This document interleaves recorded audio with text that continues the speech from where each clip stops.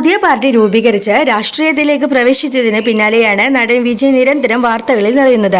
ലക്ഷക്കണക്കിന് ആളുകളെ അണിനിരത്തിക്കൊണ്ടായിരുന്നു വിജയ് പാർട്ടിയുടെ യോഗം നടത്തിയത്. പിന്നാലെ നടന്റെ വ്യക്തിജീവിതത്തെ സംബന്ധിക്കുന്ന കഥകളും പ്രചരിക്കാൻ തുടങ്ങി. ഭാര്യ സംഗീതയുമായി നടൻ വേർപിരിഞ്ഞെന്നും പ്രമുഖ നടിയായി ബന്ധമുണ്ടെന്നും തുടങ്ങിയ അഭ്യൂഹങ്ങൾ നിരന്തരം വന്നുകൊണ്ടിരുന്നു. നടി തൃഷയുടെ പേര് കൂടി ചേർത്താണ് പുതിയ കഥകൾ. ഇരുവരും വർഷങ്ങൾക്ക് ശേഷം ഒരുമിച്ച് അഭിനയിച്ചതോടെ പ്രണയത്തിലായെന്നും മുന്നോട്ട് ഒന്നിച്ചു പോകാനാണ് തീരുമാനമെന്നും ഊഹാപോഹങ്ങൾ പ്രചരിച്ചു. ഇതിനിടയിൽ തൃഷയും സിനിമ ഉപേക്ഷിച്ച് രാഷ്ട്രീയത്തിലേക്ക് ഇറങ്ങുകയാണെന്നും റിപ്പോർട്ടുകളുണ്ടായിരുന്നു.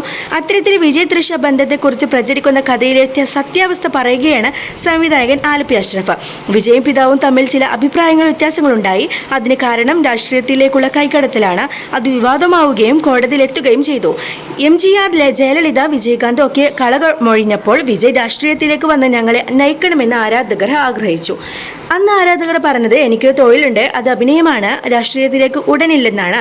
എന്നാൽ സാഹചര്യത്തിന് അനുസരിച്ച് വിജയുടെ തീരുമാനവും മാറി. വളരെ സൂക്ഷിച്ചാണ് വിജയ് രാഷ്ട്രീയത്തിലേക്ക് ഇറങ്ങിയത്. തമിഴ് വെട്രി കഴകം എന്നതാണ് വിജയുടെ രാഷ്ട്രീയ പാർട്ടിയുടെ പേര്. വിജയുടെ ഈ കടന്നുവരവ് മറ്റ് പാർട്ടികളെ അസ്വസ്ഥരാക്കി. ഇതോടെ നടന്റെ ജാതി, കുടുംബം തുടങ്ങിയവയൊക്കെ കഥകളാക്കി പ്രചരിപ്പിച്ചു. ജോസഫ് വിജയ് എന്നാണ് യഥാർത്ഥ പേരെന്നും നടി തൃഷയുമായി ബന്ധമറിഞ്ഞ ഭാര്യ പിണങ്ങിപ്പോയെന്നും തുടങ്ങിയ വാർത്തകൾ വിജയുടെ ഇമേജ് തകർക്കാൻ പടച്ചുവിട്ടു. ഇതിനിടെ സേവ് സംഗീത് എന്ന ഹാഷ്ടാഗ് കൂടി പ്രചരിപ്പിച്ചു. മണിക്കൂറുകൾ കൊണ്ട് ലക്ഷക്കണക്കിന് ആളുകളാണ് ഇത് ഷെയർ ചെയ്തത്. തൃഷ മദ്യപിച്ച് വിജയുടെ വീടിന് മുന്നിൽ നൃത്തം ചെയ്തുവെന്നും തൃഷയെ തോഴിയുടെ വിജയെ കൂടെ കൂട്ടുമെന്നും പാർട്ടിയുടെ പേര് TVK എന്ന തൃഷ വിജയ് കഴകം എന്നാണെന്നും ആക്ഷേപിച്ചു. ഒടുവിൽ കീർത്തി സുരേഷിന്റെ വിവാഹത്തിൽ പങ്കെടുക്കാൻ വിജയും തൃഷയും ഒരു സ്വകാര്യ വിമാനത്തിൽ വന്നിറങ്ങിയത് എതിർ കക്ഷികൾക്ക് ഏറ്റവും വലിയ ആയുധമാക്കി. തമിഴ്നാട്ടിലെ 3 ജില്ലകൾ വെള്ളപ്പൊക്കത്തിൽ മുങ്ങിപ്പോവുകയും 7ഓളം ആളുകൾ മരിക്കുകയും ചെയ്തിരുന്നു. അവിടെ സന്ദർശനം നടത്താതെ കീർത്തി സുരേഷിന്റെ വിവാഹത്തിനായി ഗോവയിലേക്ക് തൃഷയുടെ കൂടെ വിജയ് പോയത് വിവാദങ്ങൾ ആളിക്കത്തിച്ചു.